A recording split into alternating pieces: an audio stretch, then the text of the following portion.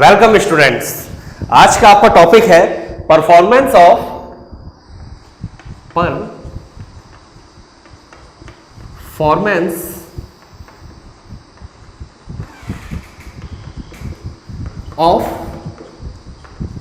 Transmission line.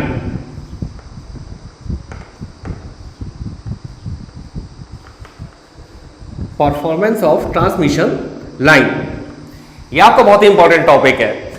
Basically इस topic में आपको पढ़ना क्या है, इसमें आपको जैसे कि आपकी ट्रांसमिशन लाइन होती है, उनके टाइप्स होते हैं, शॉर्ट हो गया, मीडियम हो गया, लॉन्ग हो गया, वो चीज देखनी है। उसके अलावा वही वोल्टेज रेगुलेशन क्या होता है, ज्यादा डिटेल में नहीं जाना है आपको, बस बेसिक बात देखनी है वोल्टेज रेगुलेशन के बारे में। उसके बाद ट्रांसमिशन एफिशिएंसी, कि भाई ट्रांसमिशन एफिशिएंसी कितनी निकल के आ रही है, ये चीज आपको देखनी है। और आखिरी में आपको देखना है ABCD पैरामीटर। तो पहले बात कर लेते हैं क्लासिफिकेशन ऑफ ट्रांसमिशन लाइन। तो देखिए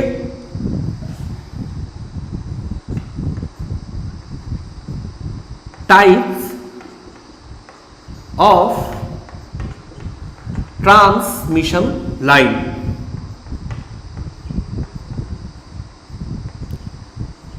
टाइप्स ऑफ ट्रांसमिशन लाइन। तो बेसिकली 3 टाइप की आपकी ट्रांसमिशन लाइन एज्यूम करी जाती है या फिर मानी जाती है। पहला टाइप आपका कौन सा है? शॉर्ट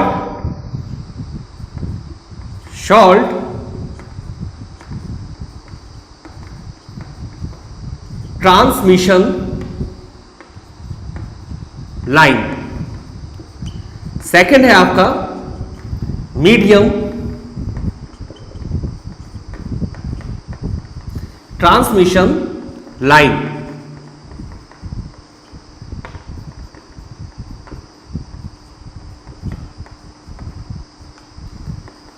और थर्ड है आपका लॉन्ग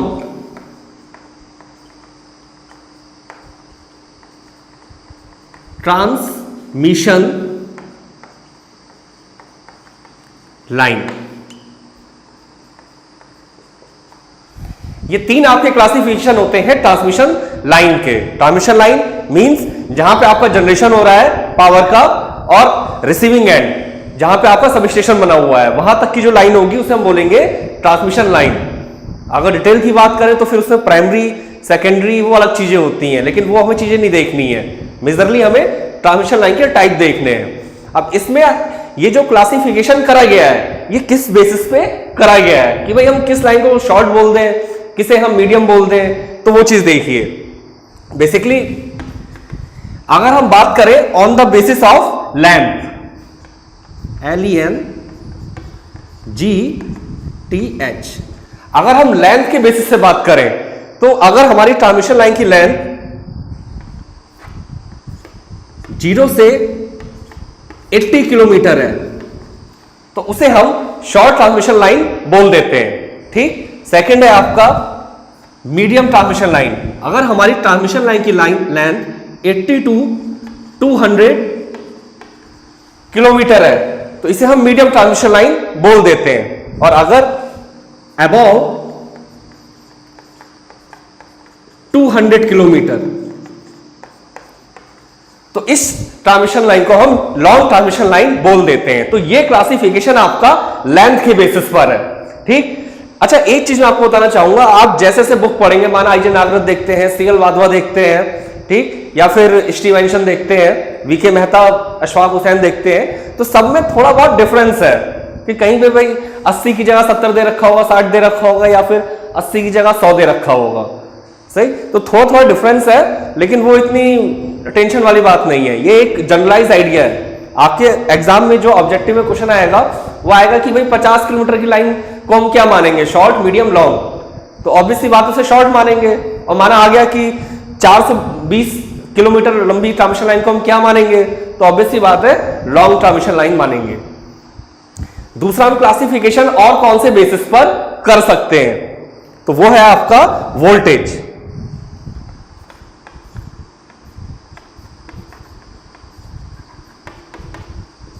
अगर हम वोल्टेज के बेसिस पर क्लासिफिकेशन करते हैं तो फिर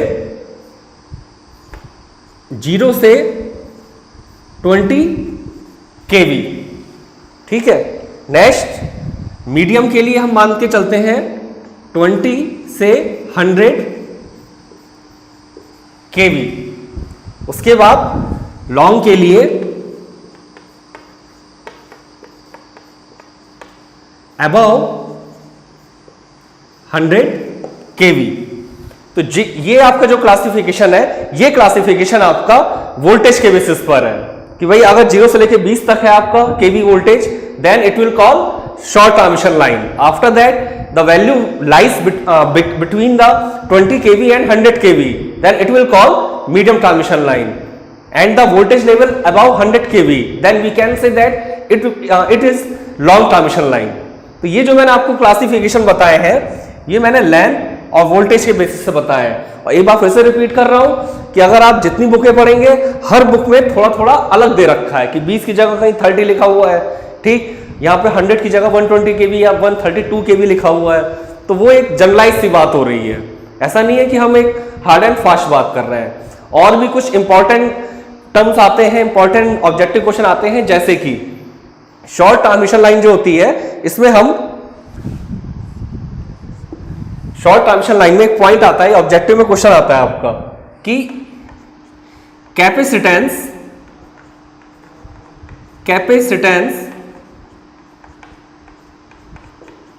इज नेग्लेक्टेड।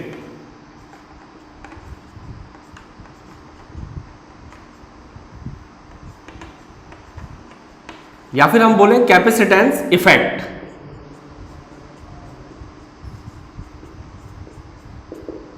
ठीक, इससे ऑब्जेक्टिव क्वेश्चन क्या पूछा जाता है? इससे ऑब्जेक्टिव क्वेश्चन आपका आता है कि Ferranti effect short transmission line में होता है या फिर मीडियम ट्रांसमिशन लाइन में होता है। तो फेरांटी इफेक्ट आपका मीडियम या लॉन्ग ट्रांसमिशन लाइन में होगा, ठीक है, क्योंकि शॉर्ट ट्रांसमिशन लाइन में कैपेसिटेंस को हम कंसीडर ही नहीं करते हैं। जब हम कैपेसिटेंस को कंसीडर ही नहीं करेंगे तो फिर फेरांटी इफेक्ट का बात हो ही नहीं पाएगी। तो ये मैंने आपको क्लासिफिकेशन बताया। अब इसके बाद हम क्या देखते हैं, तो ये क्लासिफिकेशन इंपॉर्टेंट थे। अब एक चीज देखते हैं हम इसके बाद, वोल्टेज रेगुलेशन। वोल्टेज रेगुलेशन से भी ऑब्जेक्टिव क्वेश्चन पूछे जाते हैं आपके, जैसे कि आप एक ट्रांसमिशन लाइन को हम लोग कंसीडर कर लेते हैं। देखिए,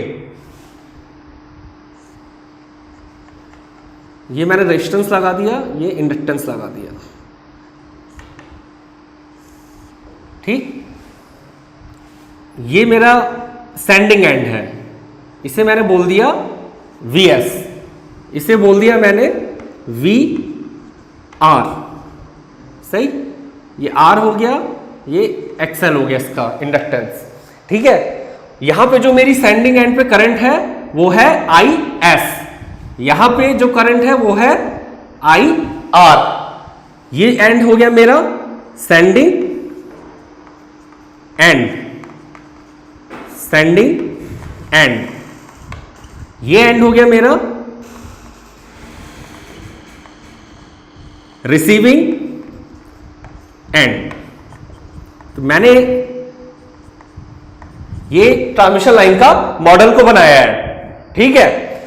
अब यहां पे देखते हैं वोल्टेज रेगुलेशन होता क्या है। बेसिकली वोल्टेज रेगुलेशन हम लोग जनरली पढ़ लेते हैं Vs माइनस VR करके, ऐसे फॉर्मूला होता है, लेकिन आप उससे न्यूमेरिकल सॉल्व मत करिए, क्योंकि वो फॉर्मूला तब वैलिड होता है जब आपका शंट में कोई पैरामीटर नहीं है, सही। अगर हमारा कैपेसिटेंस है तो कैपेसिटेंस शंट में आएगा, तब वो फॉर्मूला आपका वैलिड नहीं हो पाता है। तो अगर आपको वोल्टेज रेगुलेशन पढ़ना है तो फुल लोड वोल्टेज और नो लोड वोल्टेज के टर्म्स में देखिए, सही। तो देखिए फॉर्मूला क्या होता है आपका, अगर हम मान लें, अगर हम एज्यूम कर लें VR not equal to no load voltage और VR equal to full load voltage. No load से मतलब क्या है कि रिसीविंग एंड पे आपका लोड लगा हुआ है, तो आपने उसे ओपन कर दिया है, सही। तो उस समय जो ही वोल्टेज होगा वो आपका नो लोड वोल्टेज होगा। फुल लोड का मतलब क्या है कि आपका मैक्सिमम लोड कनेक्ट है, then it will call full load voltage. तो वोल्टेज रेगुलेशन का फॉर्मूला होता है आपका वोल्टेज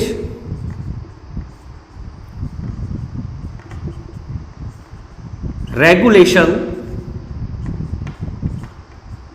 इसे मैं शॉर्ट में VR से लिख दूंगा, VR, voltage regulation equal to no load voltage minus full load voltage.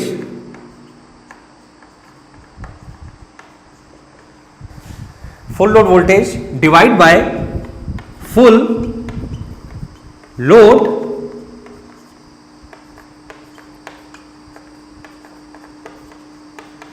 Voltage.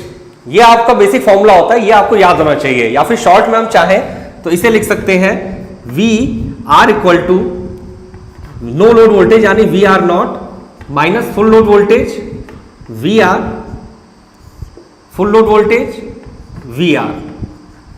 तो आपको, और अगर आपको इसे परसेंटेज में निकालना है यानी परसेंटेज वोल्टेज रेगुलेशन, तो इनटू 100। तो ये आपका फाइनल फॉर्मूला होता है। सही, बेसिकली वोल्टेज रेगुलेशन आपका होता क्या है कि आपका जो लोड वाला साइड है, देखिए दो साइड होंगे, एक आपका होगा सेंडिंग, एक होगा रिसीविंग। तो जब लोड वाले साइड में आप कुछ हमारी चेंजेस होते हैं, सही, ये तो हमें समझ में आती है बात कि लोड हमेशा आपका कांस्टेंट नहीं रहेगा, लोड आपका वेरी होता रहेगा। तो जब कुछ भी वेरिएशन आता है लोड साइड में, तो उस समय टर्मिनल वोल्टेज में क्या चेंज होता है, इस चीज को हम वोल्टेज रेगुलेशन बोल देते हैं। तो हमारी कोशिश क्या होती है कि वोल्टेज रेगुलेशन कम से कम होना चाहिए। हम नहीं चाहते भाई कि वोल्टेज रेगुलेशन ज्यादा हो। अगर वोल्टेज रेगुलेशन ज्यादा होगा तो इसका मतलब क्या होगा कि हमारी और जो पैरामीटर है, ट्रांसमिशन एफिशिएंसी या फिर अदर पैरामीटर, उन पे बैड इंपैक्ट आता है, खराब इंपैक्ट आता है। तो ओवरऑल एनी हाउ हमें वोल्टेज रेगुलेशन कम से कम करना होता है। तो हम जो आगे डिस्कशन करेंगे तो हम क्या करेंगे, short transmission line, medium transmission line, long transmission line, सारी ट्रांसमिशन लाइन में हम वोल्टेज रेगुलेशन देखेंगे कि भाई किस टाइप की ट्रांसमिशन लाइन में कितना वोल्टेज रेगुलेशन होता है। नेक्स्ट अब हम देखते हैं ट्रांसमिशन एफिशिएंसी। ये सारे फॉर्मूले आप नोट डाउन कर लीजिएगा, ये ऑब्जेक्टिव में आपके काम आएंगे, क्योंकि ऑब्जेक्टिव आपके डायरेक्टली फॉर्मूले में ही आने। Genic Prime is the new features by Genic Education where you will get 450 plus video series questions explanation, Prime Facebook group for doubt solving, assignments, live sessions and many more. If you are interested then visit website and join quickly. For any query call on 9837933283.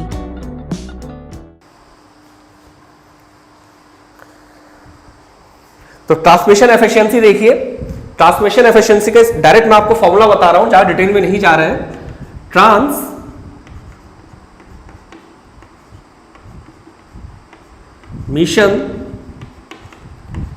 Efficiency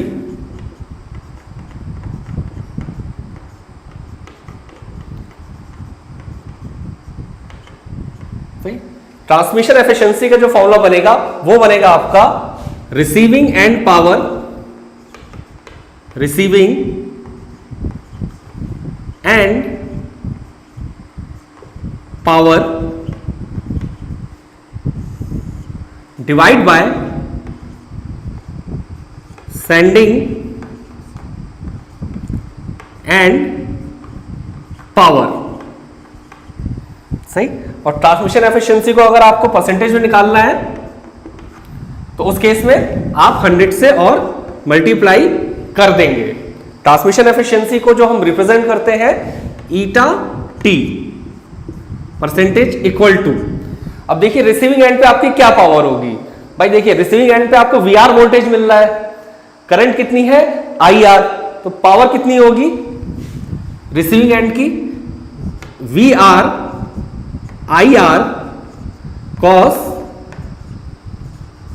phi R। ठीक, ऐसी sending end पे current कितनी है IS, और voltage कितना है Vs, यानी Vs Is cos phi s। तो ये आपका ट्रांसमिशन एफिशिएंसी का फॉर्मूला होता है।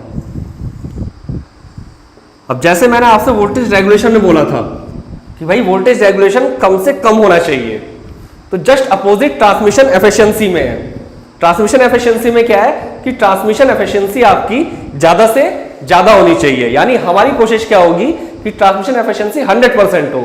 अब प्रैक्टिकली तो पॉसिबल है नहीं कि 100% होगी, कुछ कमी होगी, लेकिन टेंड्स टू द 100% कि 100% की तरफ हो। तो मैंने आपको दो टर्म बताए, एक मैंने आपको बताया वोल्टेज रेगुलेशन और दूसरा मैंने आपको बताया ट्रांसमिशन एफिशिएंसी। तीसरी एक चीज देखिए जो बहुत ही इंपॉर्टेंट है, वो क्या है कि भाई आपके ट्रांसमिशन लाइन या फिर कोई भी नेटवर्क होता है, नेटवर्क तो छोटे सर्किट के लिए यूज करते हैं हम, और ट्रांसमिशन लाइन की अगर बात करें तो हमारे पास दो टाइप के पैरामीटर होते हैं। पहला पैरामीटर होता है हमारा लम्प्ड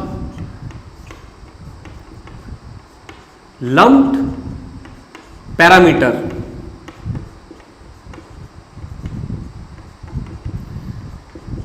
लम्प्ड पैरामीटर, और दूसरा होता है हमारा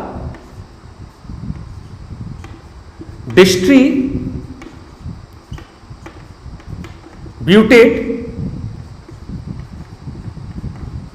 पैरामीटर।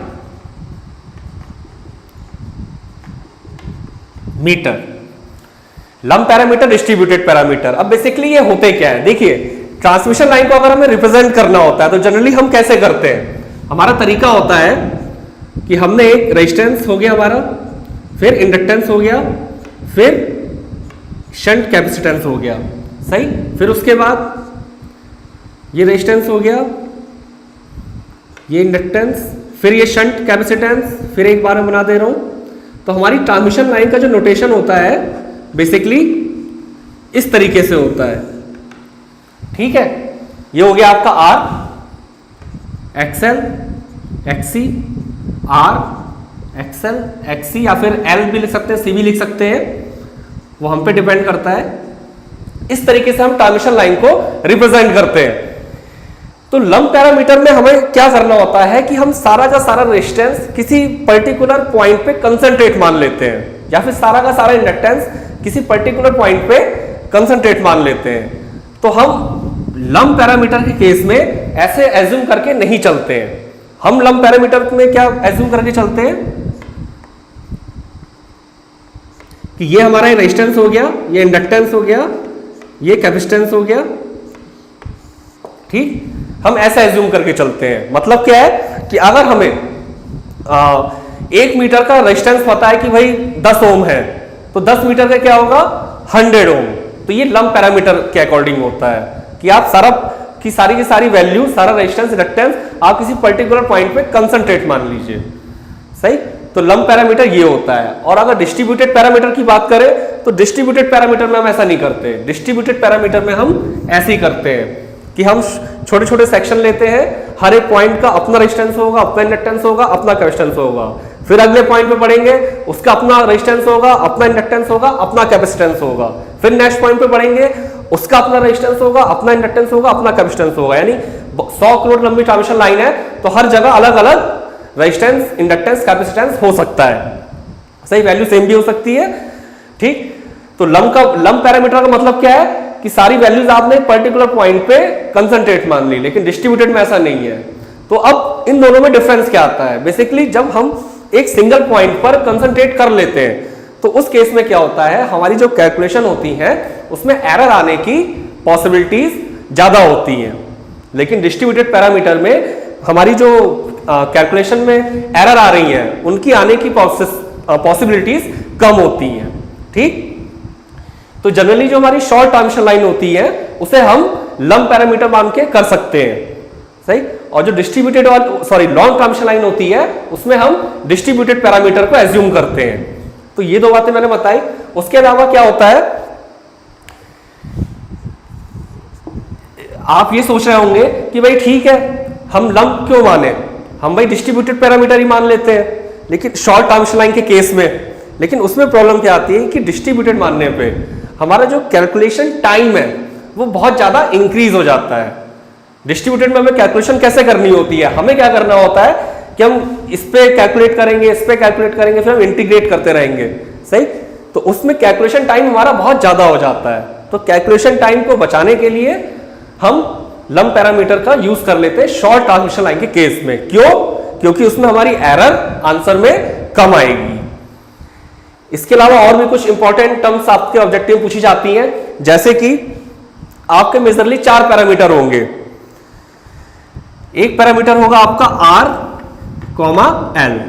तो हमेशा याद रखिएगा R और L आपके सीरीज पैरामीटर होंगे, सीरीज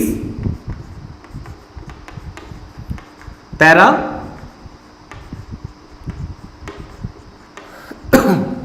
सीरीज पैरामीटर। और अगर मैं C, G, C क्या है आपका कैपेसिटेंस और G क्या है आपका शंट कंडक्टेंस, ये आपके शंट पैरामीटर होंगे। ये भी ऑब्जेक्टिव में पूछा जाता है, इसलिए बता रहा हूं। ये जितने भी पॉइंट में लिख रहा हूं ये सारे के सारे ऑब्जेक्टिव में पूछे जाते हैं।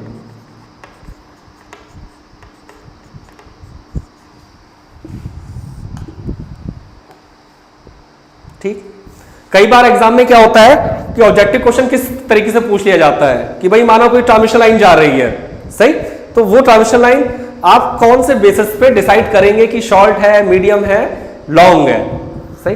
तो हमें इसमें क्या देखना होता है, हमें कई सारे पैरामीटर होते हैं। जैसे एक पैरामीटर हो गया कि आप नंबर ऑफ इंसुलेटर को काउंट कर लीजिए। एक इंसुलेटर आपका 11 केवी को सपोर्ट कर रहा है, सही।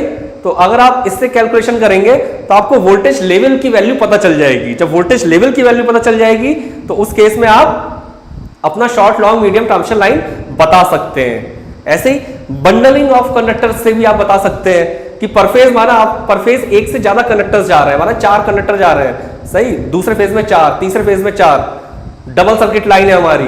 पहले फेज में भी 4, यानी एक पर फेज 8 कंडक्टर, तो वो लॉन्ग ट्रांसमिशन लाइन हो गई।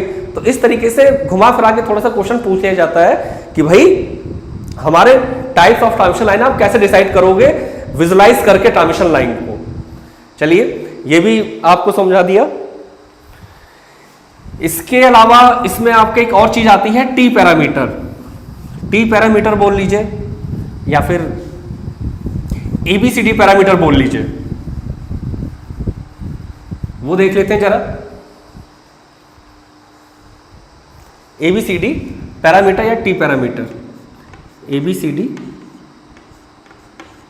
पैरामीटर, ये भी आपको इवैल्यूएट करना होता है। पैरामीटर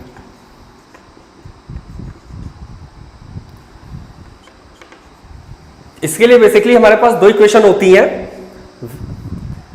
VS और VS IS, सही। VS IS A B C D VR I R, सही। तो अगर हम यहां से कैलकुलेट करते हैं, थोड़ा जैसे मैं कर रहा हूं मैं, तो VS equal to AVR plus BIR, यानी हमने सेंडिंग एंड वोल्टेज को रिसीविंग एंड के टर्म्स में कैलकुलेट करा।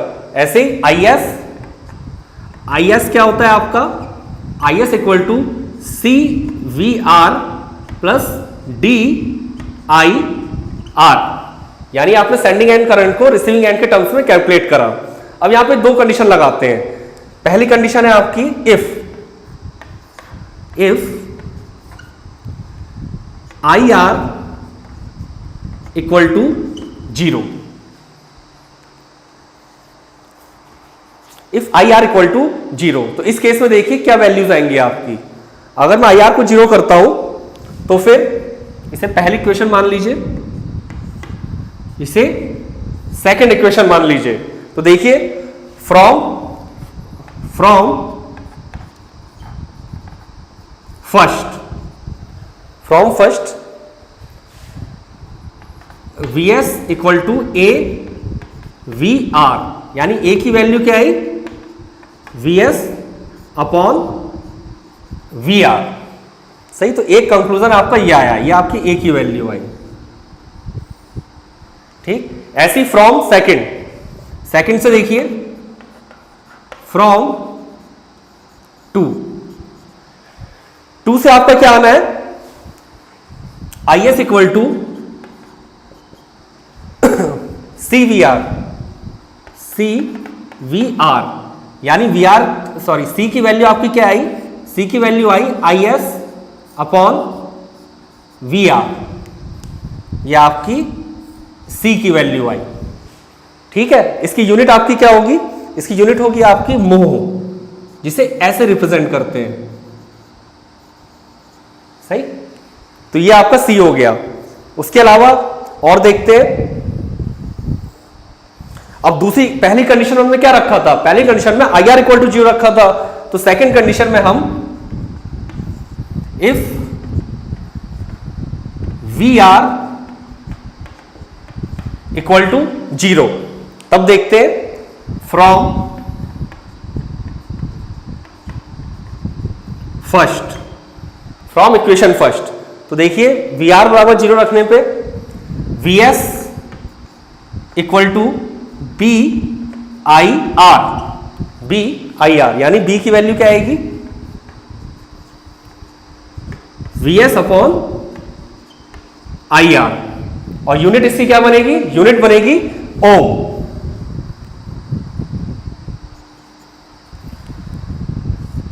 ये मेरी बी की वैल्यू आ गई। नेक्स्ट फ्रॉम इक्वेशन 2, इस वाले इक्वेशन से देखते हैं फ्रॉम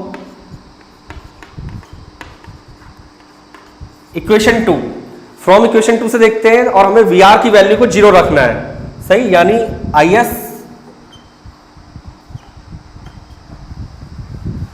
एस बराबर D I R, D I R, तो डी की वैल्यू क्या आ गई, I S upon I R. सही है, तो यानी आपके जो T parameter, A B C D parameter आए, वो आपके क्या है, वो आपके आए, हम ऐसे लिख सकते हैं टी इक्वल टू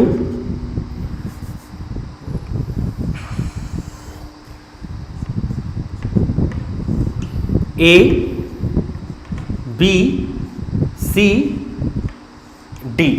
अब यहां पे जो ऑब्जेक्टिव क्वेश्चन पूछा जाता है वो क्या पूछा जाता है, अब यहां देखिए आपका जो ए है V S by V R, voltage divide by voltage, यानी यूनिट आपकी नहीं होगी कोई भी। Same D equal to I S upon I R, यानी यहां करंट अपॉन करंट, यानी कोई यूनिट नहीं होगी, यानी ए और डी की कोई यूनिट नहीं होगी। तो हम क्या बोलते हैं, ए और डी नो यूनिट या फिर यूनिटलेस, नो यूनिट। सेम देखिए बी के लिए, बी की आपकी क्या यूनिट होगी, we S upon I, voltage upon current, तो यानी ओम। तो बी का होगा आपकी यूनिट, यूनिट होगी और क्या होगी, ओम। ऐसे सी के लिए देखिए, सी के लिए करंट अपॉन वोल्टेज यानी मोह, यानी सी में क्या बात करें, इसे हम बोलेंगे यूनिट मोह। ठीक है, तो ये आपका ऑब्जेक्टिव में क्वेश्चन पूछा जाता है। सही, इसके अलावा दो चीज और ही पूछी जाती है कि दो कंडीशंस होती हैं आपकी। पहली कंडीशन क्या होती है, if A equal to D, तो इसे हम बोलते हैं सिमेट्रिकल पैरामीटर, सिमेट्रिकल